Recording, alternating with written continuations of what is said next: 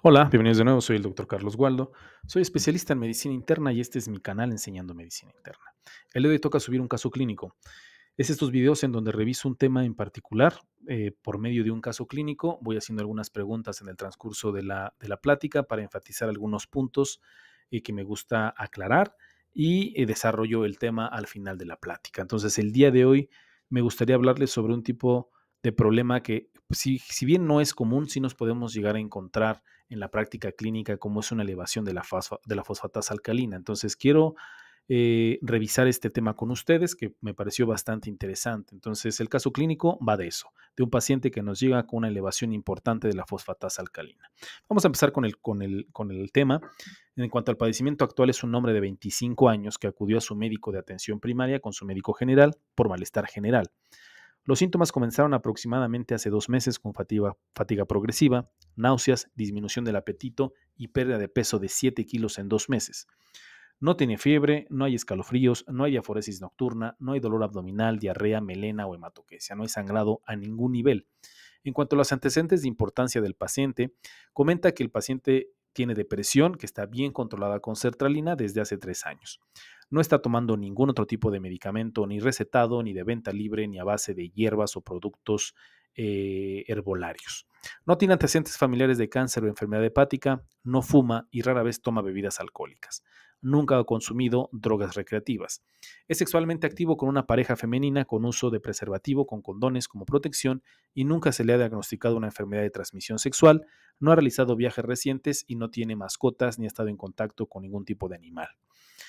En cuanto a la exploración física del paciente, se encontraba alerta, orientado, afebril, frecuencia cardíaca de 90 latidos por minuto con un ritmo regular, su frecuencia respiratoria de 18 respiraciones por minuto y su presión arterial de 125/77, es decir, sus signos vitales dentro de parámetros normales. A la auscultación del tórax clara, ruidos cardíacos normales, no había soplos, galopes ni roces.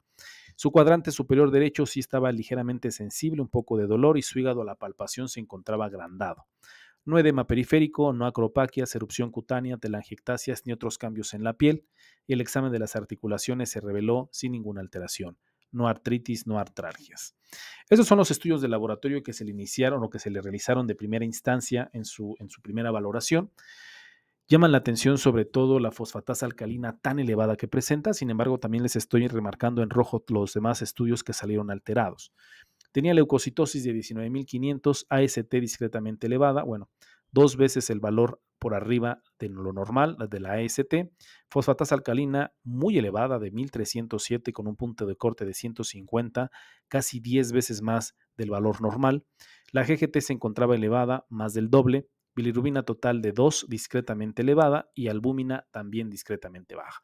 El resto de los estudios bien, electrolitos séricos, urea, creatinina, glucosa, hemoglobina, plaquetas, tiempos de protrombina e INR se encontraban dentro de parámetros normales. Entonces, viendo el cuadro clínico del paciente, los antecedentes del mismo y sobre todo los resultados de estos estudios de laboratorio que francamente las pruebas de función hepática son las que encontramos alteradas, me gustaría hacer o platicarles sobre la evaluación de las pruebas de función hepática. ¿Qué nos dicen esas alteraciones de las pruebas de función hepática? Porque esto es algo que generalmente nos encontramos, esto sí es algo muy común en la práctica clínica, que nos encontremos con alteraciones en las pruebas de función hepática y tenemos que aprender y saber cómo debemos leerlas y cómo evaluar un paciente con alteraciones en las pruebas de función hepática.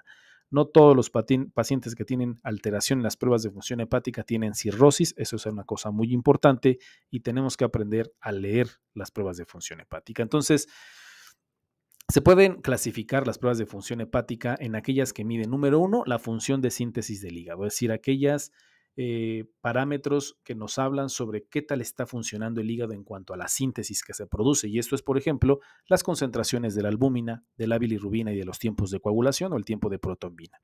Y aquellos estudios o aquellos valores en las pruebas de función hepática que nos hablan sobre un daño hepático, como por ejemplo nos lo reflejan las concentraciones de la LT, de la ST, de la fosfatasa alcalina y de la gamma-glutamil transferasa. Estos son los 4 patrones que nosotros nos van a orientar si hay un daño hepático en el paciente. Las de arriba, entonces, las que nos hablan sobre la síntesis del hígado, es decir, cuando ya está tan alterado el hígado que ya no puede realizar su función de síntesis, es cuando vamos a encontrar pues, alteraciones en la albúmina, en las bilirrubinas y en los tiempos de coagulación. Sobre todo es algo y un problema bastante común en aquellos pacientes con enfermedades avanzadas como la cirrosis. Sin embargo, la elevación de la ALT, de la ST o las transaminasas, depende de cómo se los reporten en sus laboratorios, puede ser ALT, AST o TG o TGP. Fosfatasa alcalina y GGT nos hablan más que nada sobre daño hepático y ahorita vamos a hablar qué tipo de daño hepático. Entonces, la LT y AST o TG o TGP, como les vuelvo a repetir, es lo mismo, normalmente se concentran en los hepatocitos y por tanto cuando están presentes en el suero en concentraciones muy elevadas son marcadores de lesión de las células hepáticas. ¿Qué lo estará causando? No lo sabemos, pero si estos dos valores se encuentran se encuentran muy elevados o se encuentran en valores con concentraciones altas en la sangre, algo está pasando en el hígado, hay una lesión hepática y eso es lo que nos refleja en la elevación de estas dos sustancias. Los niveles séricos de estas enzimas comienzan a aumentarse demasiado rápido, o sea, en cuestión de horas, cuando hay una lesión celular, podemos encontrar estos parámetros, las transaminasas elevadas en cuestión de horas, sobre todo a medida que se escapan de las células a través de la membrana celular dañada. Sin embargo, hay una más específica que la otra. La LT es mucho más específica. La ST es un poco menos específica de daño en el hígado, o sea que no nos puede llegar a la ST se puede llegar a elevar por algunas otras cuestiones que no sean necesariamente un daño en el hígado, un daño hepático. Entonces, también puede elevarse en casos de lesión muscular, en casos de lesión cardíaca y en caso de alteraciones en los glóbulos rojos. Entonces, una elevación de la LT es un poco más específica que la ST y que nos orienta más a un daño hepatocelular. La fosfatasa alcalina, por otro lado, es un grupo heterogéneo de enzimas que se encuentran principalmente en las células del hueso y del hígado. La vamos a encontrar en ambas partes. Cuando hay alguna lesión en ambos lugares, ya sea del hígado o del hueso, esta enzima la podemos encontrar elevada. Entonces, la fosfatasa alcalina hepática se concentra cerca de las membranas canaliculares biliares del hepatocito. Entonces, unos niveles elevados de fosfatasa alcalina hepática se observan principalmente en enfermedades hepáticas que afectan predominantemente el sistema biliar. Entonces, si nosotros encontramos elevación de la fosfatasa alcalina y estamos sospechando que sea de origen biliar, lo más seguro es que sea predominantemente del sistema biliar. Sin embargo, cuando tenemos elevación de la fosfatasa alcalina, como puede llegar a ser de origen óseo, igual que del origen hepático, hay otro parámetro en el que nos tenemos que fijar para ver si la elevación de la fosfatasa alcalina es secundario al daño hepático o daño óseo, y esta es la GGT. La GGT se concentra también en las células epiteliares biliares hepáticas y entonces si encontramos elevación de ambos, elevación de la GGT y elevación de la fosfatasa alcalina, podemos pensar que hay un daño hepatobiliar.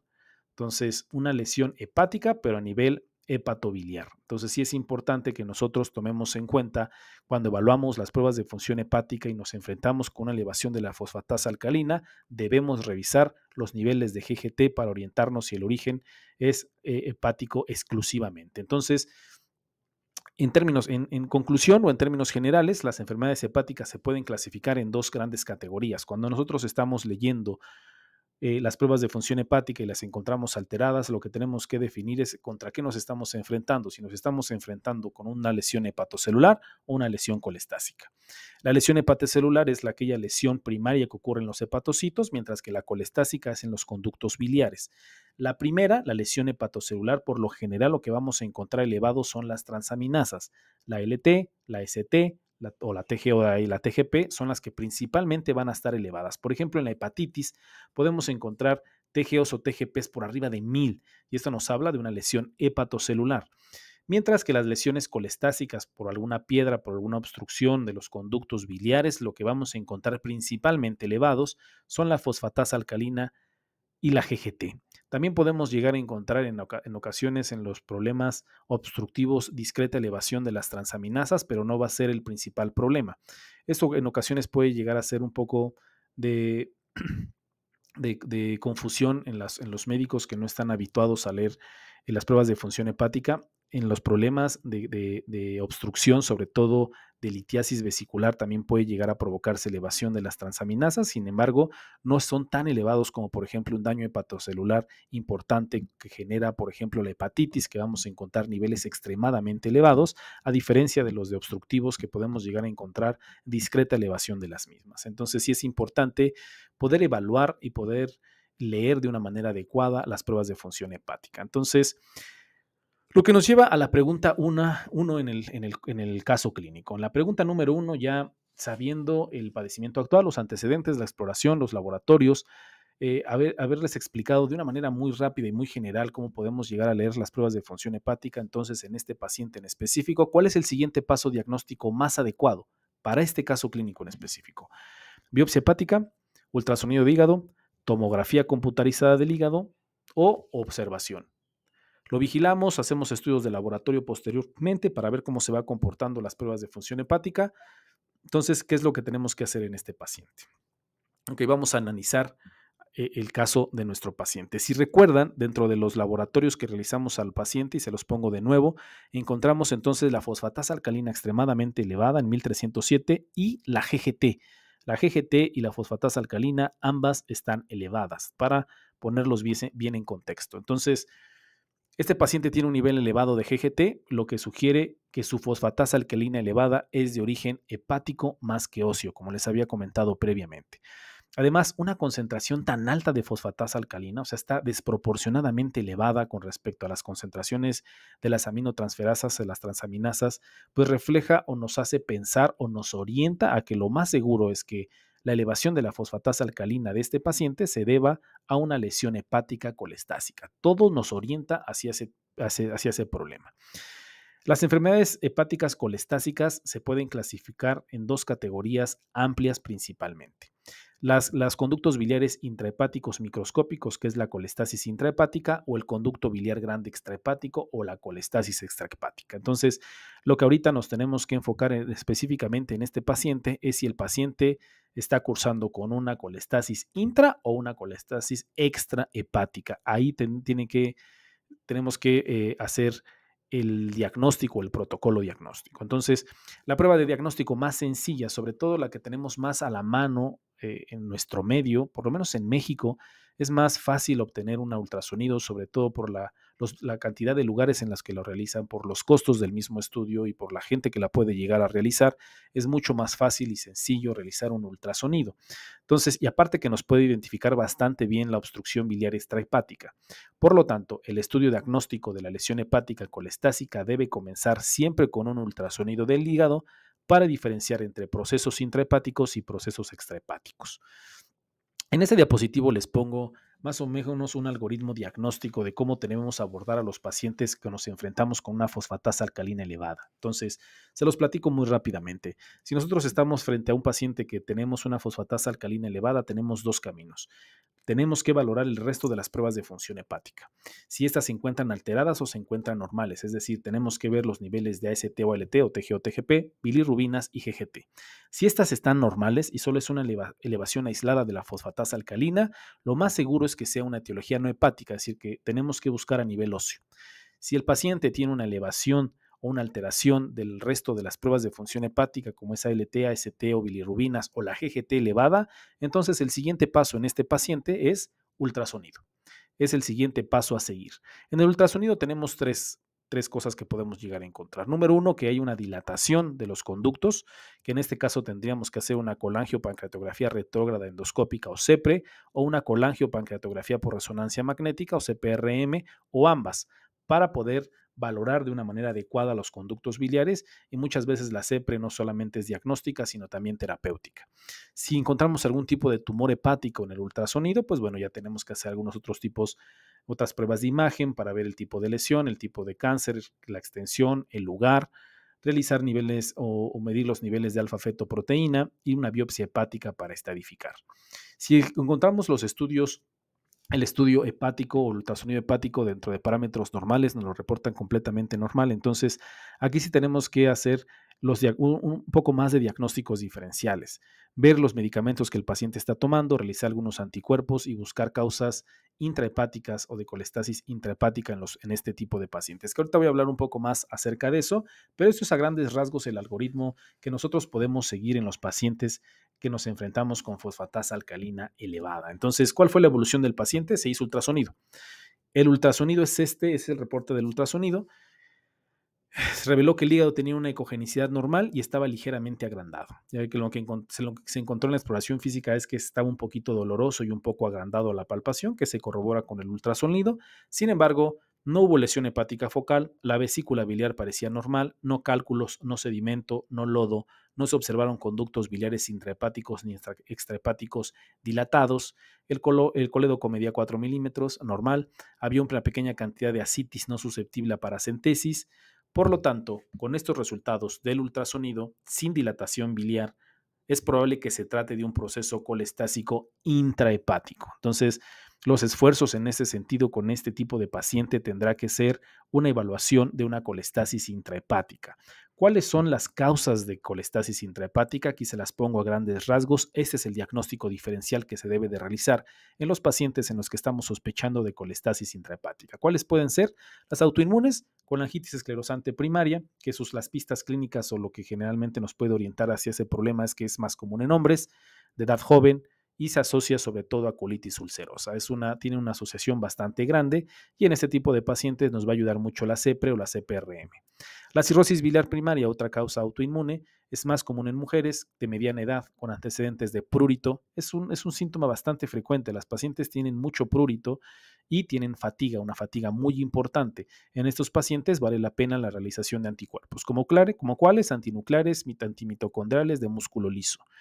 Otra causa que puede generar colestasis intrahepática son las enfermedades infiltrativas como la amiloidosis, sarcoidosis y linfoma.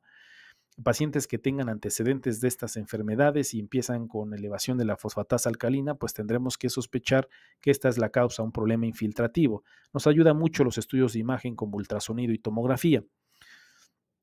La obstrucción biliar es otro tipo de problema. Generalmente el paciente se va a presentar con ictericia y dolor abdominal y también los estudios de imagen nos van a ayudar muchísimo. Ciertos medicamentos pueden generar también colestasis intrahepática, por eso lo que se debe de revisar de una manera muy detallada todos los medicamentos que el paciente tome y si detectamos alguno que pueda llegar a originar colestasis intrahepática, el paso más importante será suspender dicho medicamento. Obstrucciones del flujo de salida, es decir, que obstruyan el flujo venoso de salida de hepático pueden llegar a generar también colestasis intrahepática, como son una insuficiencia cardíaca congestiva, una insuficiencia que se haya agudizado o que haya empeorado, un síndrome de Budd-Chiari, que generalmente este tipo de pacientes vamos a encontrarlos con disnea, con edema, ictericia, dolor abdominal y ascitis. Este es el cuadro clínico más común que el paciente con estas características con obstrucción del flujo de salida se van a presentar y los estudios de imagen son de gran utilidad. Ultrasonido, ecocardiografía, tomografía computarizada o resonancia magnética van a ser de mucha utilidad. Entonces, dentro de estas causas que generan colestasis intrahepática, vamos a evaluar si alguna de ellas cuadra con el cuadro clínico de nuestro paciente. Enfermedades hepáticas autoinmunes. Las formas más comunes de enfermedad hepática autoinmune son la hepatitis autoinmune, la cirrosis biliar primaria y la colangitis esclerosante primaria. Hepatitis autoinmune, sobre todo la hepatitis autoinmune lo que va a generar es daño hepatocelular, lo que va a generar es elevación de la AST y ALT, más que en la cirrosis biliar primaria y colangitis esclerosante, que este tipo de problemas, estos dos últimos, pues provocan más elevación de fosfatasa alcalina y GGT. Entonces, debido a los niveles de fosfatasa alcalina de nuestro paciente y los niveles prácticamente normales de AST y ALT, pues la verdad es que es poco probable que se trate de una hepatitis autoinmune. Es más común en grado caso de que pudiéramos llegar a pensar de un problema autoinmune que sea de una cirrosis biliar primaria, una colangitis esclerosante. Sin embargo, la cirrosis biliar primaria está asociada con anticuerpos en el suero, los anticuerpos que ya les había comentado, antinuclear, antimúsculo liso, antimitocondriales. Pues bueno, como parte del protocolo de diagnóstico de este paciente, descartando algunas de las causas de colestasis intrahepática, se realizaron anticuerpos, los cuales salieron negativos, por lo que es muy poco probable que el paciente curse con este tipo de problema. Colangitis esclerosante primaria suele afectar al sistema biliar extrahepático, por lo tanto, Si está presente, se deben observar anomalías en los estudios de imagen, se pueden llegar a observar alteraciones en ultrasonido y como se mencionó anteriormente y como les leí el reporte del ultrasonido, pues la verdad es que no se encontraron ningún tipo de lesiones, ningún tipo de problemas a nivel de los conductos biliares intra ni extrahepáticos. Entonces, y además de que, que este tipo de problema, la colangitis esclerosante primaria, está en mucha asociación, tiene una asociación muy íntima con la colitis ulcerosa, cuestión que el paciente no tiene. Entonces, una enfermedad autoinmune de este tipo tampoco parece ser lo más probable. Entonces, no hepatitis autoinmune, no cirrosis biliar primaria, no colangitis esclerosante primaria. Lesión hepática inducida por fármacos es una causa muy común de enfermedad hepática colestásica. Sin embargo, al paciente se reinterrogó para ver si había algún tipo de ingesta de medicamentos recetados, no recetados, de venta libre, herbolarios, naturistas, etcétera, etcétera. Lo negó todo y tampoco hay un consumo excesivo de alcohol. Entonces, tampoco esta pareciera ser la causa de la elevación de la fosfatasa alcalina de este paciente. Trastornos infiltrativos, amiloidosis, sarcoidosis o linfoma deben de considerarse sí o sí dentro de los diagnósticos diferenciales de una enfermedad hepática colestásica.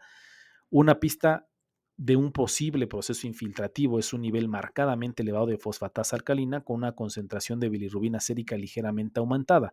Cuestione que tenía nuestro paciente, ambos, fosfatasa alcalina muy alta y la bilirrubina total en 2.0, si es que no recuerdan, se los recuerdo, entonces estaba discretamente elevada. Entonces, también era un diagnóstico diferencial muy probable que tendríamos que descartar. Entonces, la pregunta número 2 del caso clínico entonces sería, ¿cuál de los siguientes estudios es más adecuado para este paciente? Ya con lo que tenemos hasta ahorita, con el resultado del ultrasonido, con lo que el reporte que nos dieron, ya platicando un poquito de la colestasis intrahepática, ¿cuál ustedes harían, qué estudio harían ustedes a continuación? Colangiopancreatografía retrógrada endoscópica o CEPRE, colangiopancreatografía por resonancia magnética, CPRM, biopsia hepática o tomografía de abdomen, ¿cuál harían ustedes? Recordando un poco el algoritmo que les había enseñado al principio de la plática, entonces ya hicimos un ultrasonido, no encontraron dilatación de conductos, no se encontró un tumor hepático, se encontró un ultrasonido normal, ya se consultó la lista de medicamentos, se reinterrogó, se revisó, no se encontró absolutamente nada de medicamentos, ya se corrieron los anticuerpos que fueron negativos, entonces tenemos que buscar más causas intrahepáticas en este paciente.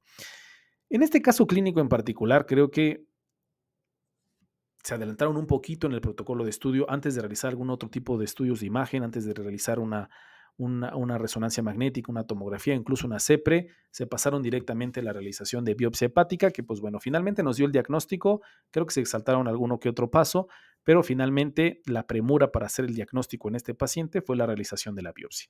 Entonces se realizó una biopsia hepática transyugular. Durante el procedimiento, la venografía transyugular mostró estenosis de las venas hepáticas derecha, media e izquierda, y en la porción hepática de la vena cava inferior, lo que fue compatible con síndrome de Budd-Chiari. La muestra de la biopsia hepática fue positiva por depósito extenso de material ligero eosinofílico y amorfo en un patrón sinusoidal en el parénquima hepático, así como en los tractos portales con hepatocitos marcadamente atróficos. La birrefringencia del rojo Congo confirmó el diagnóstico de amiloidosis. El fenotipo inmunohistoquímico fue positivo para cadenas ligeras kappa, lo que se diagnosticó de amiloidosis de tipo primario, también llamada amiloidosis de composición de cadenas ligeras.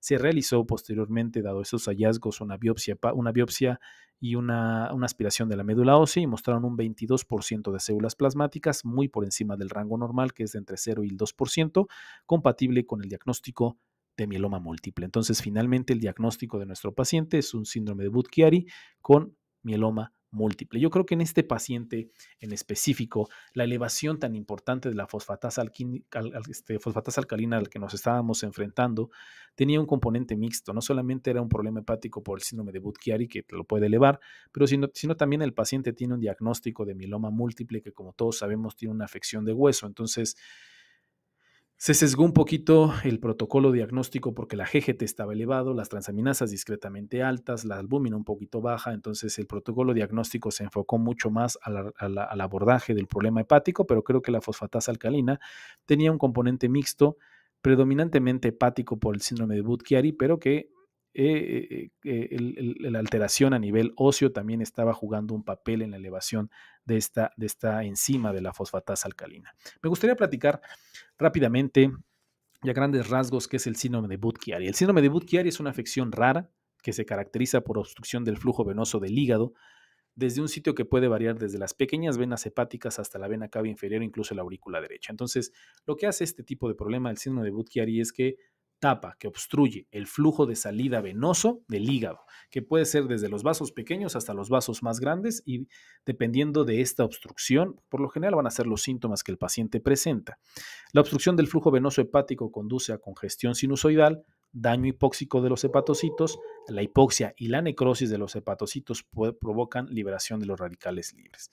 La cirrosis puede eventualmente ocurrir secundaria a necrosis isquémica de hepatocitos y fibrosis hepática. Los pacientes que no son diagnosticados a tiempo con este tipo de problema y la evolución, la historia natural de la enfermedad es que puedan desarrollar cirrosis este tipo de pacientes.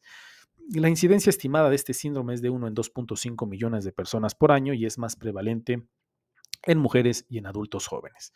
¿Qué es lo que va a causar o cuáles son las principales causas de síndrome de Budd-Chiari? Son los que les pongo en las diapositivas. En aproximadamente el 75% de los pacientes con síndrome de Budd-Chiari se pueden encontrar una anomalía hematológica hereditaria o adquirida o una diátesis trombótica.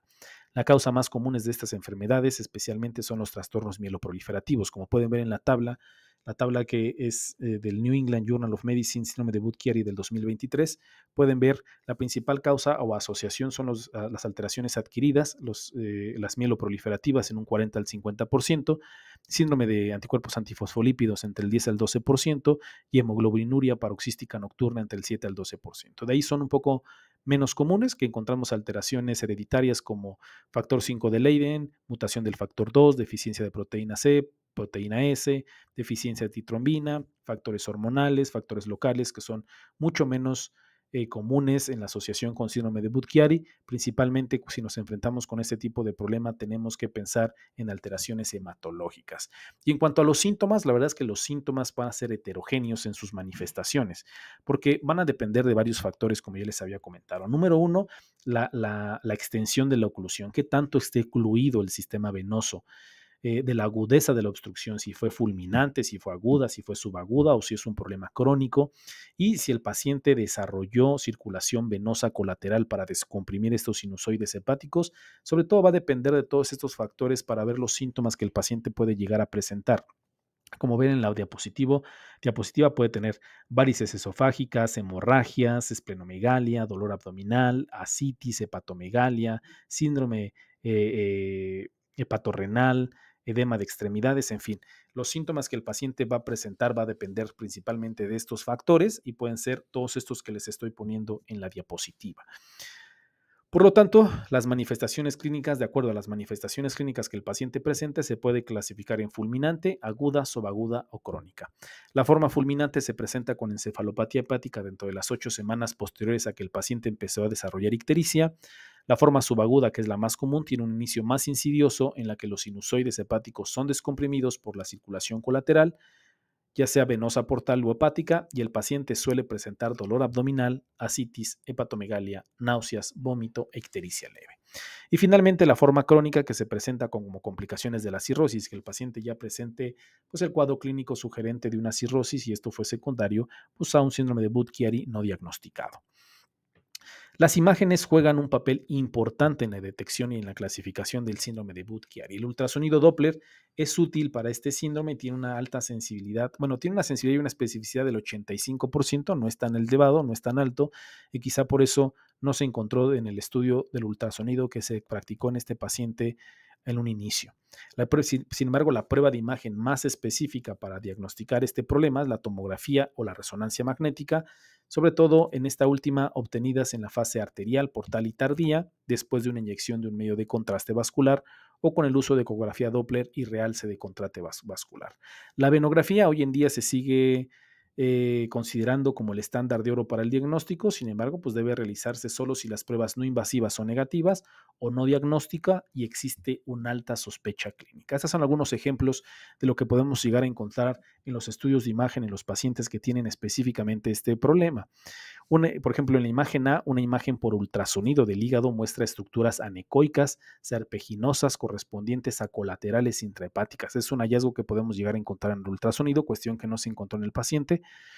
En la imagen B, el lóbulo caudado y la vena caudada están hipertróficas, donde podemos ver en el asterisco y en la flecha, podemos ver estas dos alteraciones.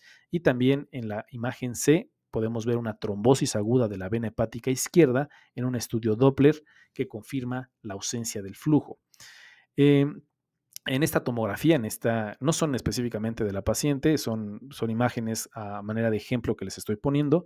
Una tomografía obtenida en la fase venosa a nivel de la porción terminal de las venas hepáticas muestran que las 3 venas hepáticas principales no tienen realce, no se alcanzan a observar, como le están poniendo en la flecha, mientras que la vena cava inferior sí está bien realzada. Hay realce de la parte central del hígado en comparación con la periferia, lo que sugiere un drenaje venoso conservado a través de las venas permeables del lóbulo caudado que drenan directamente a la vena cava inferior. Entonces, así es como estos son algunos de los hallazgos en los estudios de imagen que podemos llegar a encontrar en esta patología en específico. Entonces, como les comentaba, o sea, la biopsia generalmente o por lo general no es necesaria en todos los pacientes para confirmar el diagnóstico. Nos podemos apoyar o no podemos hacer uso de algunos estudios de imagen, inclusive para poder hacer el diagnóstico, pero pues bueno, ante la premura en este caso clínico se decidió la realización de la biopsia, que nos puede ayudar sobre todo a diagnosticar las formas agudas o subagudas y también para descartar otras causas. Los hallazgos histológicos pueden llegar a incluir congestión centrolobulillar, pérdida de hepatocitos, hemorragia y fibrosis, y se encuentran nódulos degenerativos en aproximadamente 25% de los pacientes. Esto es un ejemplo de los cambios histológicos que podemos llegar a encontrar en este tipo de pacientes. Entonces, estos cambios histopatológicos corresponden a un patrón de obstrucción del flujo venoso que también puede observarse en insuficiencia cardíaca y síndrome de obstrucción sinusoidal o enfermedad venoclusiva. En la figura A, que es la parte que está en la parte superior de la imagen de hematoxilina y eosina, muestran una marcada congestión y dilatación centrolobulillar y zona media asociada con hemorragia y necrosis hepatocelular, que es la que está marcada con asteriscos. Los hepatocitos periportales están intactos, que son los que se encuentran en la flecha, y los tractos portal son normales, que son la punta de la flecha.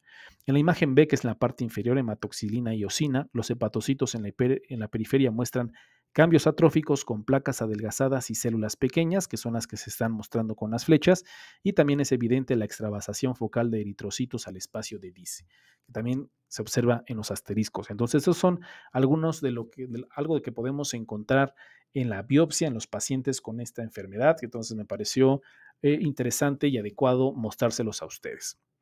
Entonces, el tratamiento. ¿Qué es lo que tenemos que hacer con este tipo de pacientes? El objetivo principal del tratamiento en este tipo de patologías es prevenir una mayor extensión de la trombosis venosa en las venas hepáticas, en sus colaterales y en el sistema venoso portal intrahepático y extrahepático. La resolución de la congestión hepática mejora la perfusión hepática y preserva la función de los hepatocitos. Entonces, ese es el principal objetivo en este tipo de pacientes. El mejor enfoque para mejorar el flujo venoso hepático es una estrategia terapéutica progresiva. Entonces, ir desde los tratamientos menos invasivos e ir progresando hasta llegar a los tratamientos más invasivos según cómo vaya evolucionando el paciente. Todos los pacientes, todos en absoluto, deben recibir tratamiento anticoagulante a largo plazo, incluso en ausencia de un trastorno protrombótico reconocido. Si no hemos encontrado alguna alteración hereditaria de protrombótica, de todas maneras se debe de dar tratamiento anticoagulante. El principal objetivo de la anticoagulación es prevenir la progresión de la trombosis. Si bien la probabilidad de lograr una recanalización es muy baja, la administración de heparina de bajo peso molecular seguida de un antagonista de la vitamina K, una vez que el paciente se encuentra en condición estable, es el enfoque más común. Entonces, todos deben de recibir este tipo de problema, este tipo de tratamiento, los anticoagulantes. Lo que nos recomiendan es las heparinas de bajo peso molecular. ¿Qué hay con los nuevos anticoagulantes? Con los anticoagulantes orales directos, parece que también son eficaces y seguros para la anticoagulación a largo plazo. Sin embargo, pues el número de pacientes que reciben estos agentes en los estudios informados, o sea, en los estudios que por lo menos yo he revisado hasta ahora, pues son muy bajos como para que nosotros podamos llegar a hacer una confirmación o que pueda llegar yo a decir que es un tratamiento seguro y ampliamente probado. La verdad es que no he encontrado estudios extensos o de importancia estadística que nos digan que es una opción segura en este tipo de pacientes. Hasta el momento sigue siendo la mejor opción heparinas de bajo peso molecular. En casos muy selectivos de trombosis reciente, es decir, que nos encontremos con un paciente con un síndrome de Budd-Chiari fulminante o agudo, la trombosis local, mecánica y química después del cateterismo de la vena hepática trombosada puede llegar a restaurar el flujo venoso. Sin embargo, la relación riesgo-beneficio de este enfoque no se comprende bien, no está bien establecido, quizá algunos pacientes se vean beneficiados y si es que llegamos a encontrar a tipo de pacientes con un cuadro fulminante o agudo. La recanalización, incluida la angioplastia percutánea o transhepática de segmentos localizados de las venas hepáticas estrechas o de la vena cava inferior, tiene tasas de permeabilidad a largo plazo de entre el 80 al 90%, nada bajos. Si se administra terapia trombolítica y angioplastia no tienen éxito, se debe considerar una derivación portosistémica intrahepática transyugular o procedimiento quirúrgico, que es decir, derivación portocava de lado a lado, derivación esplenorenal central o derivación mesocava. Ya son procedimientos mucho más invasivos si es que el paciente no tuvo una respuesta adecuada a los tratamientos no invasivos. Y por último, el trasplante de hígado es otra opción de tratamiento en aquellos con síndrome de Budd-Chiari fulminante o con cirrosis hepática avanzada. En cuanto al pronóstico, la verdad es que con el paso del tiempo, el pronóstico ha mejorado muchísimo si se realiza un diagnóstico temprano. Si bien en la década de los 80 el pronóstico y la mortalidad era de un 60%, más bien que las tasas de supervivencia un año eran del 60%, hoy en día ya tenemos hasta un 80% en estudios de corte reciente. Pero como les comentaba, siempre y cuando se establezca de una manera oportuna el diagnóstico y se inicie un tratamiento adecuado y oportuno. Hay diferentes estudios de puntuación, hay diferentes escalas de puntuación que nos hablan sobre el tipo de pronóstico en este tipo de pacientes, que ahorita más adelante se las voy a presentar. Sin embargo, hay algunas cuestiones que nos hablan de buen pronóstico y mal pronóstico. Por ejemplo, aquellos pacientes que iniciaron con un Child Pugh de puntuación baja y que sean jóvenes tienen un buen pronóstico. Al contrario de aquellos pacientes que se presentan con transaminasas 5 veces más del límite superior son mal pronóstico. Existen muchas escalas pronósticas, aquí les pongo algunas de ellas, de las que tenemos en la actualidad. Sin embargo, ninguna de estas puntuaciones puede predecir el resultado para un paciente individual, ya que si bien pueden ayudar a guiar las decisiones del tratamiento, no pueden usarse directamente para seleccionar el tratamiento para los pacientes. Entonces sí nos pueden ayudar, pero todavía, ¿ves? Hay que tomarlas con precaución. Entonces, ¿qué pasó con el paciente? ¿Cuál fue la resolución del caso? Finalmente, el paciente comenzó con anticoagulación por su síndrome de Budd-Chiari, con bortezomib y dexametasona por su mieloma múltiple.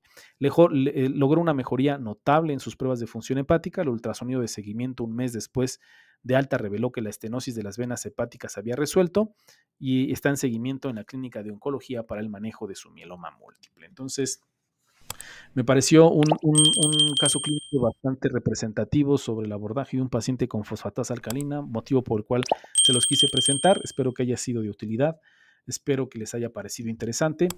Y pues nada, eso sería todo. Si no me siguen, síganme, déjenme algún comentario, dale like a mi video. La verdad es que me ayudas muchísimo para poder llegarle a muchas más personas y que pueda seguir subiendo mucho más contenido como este. Que tengan un bonito día y una excelente semana.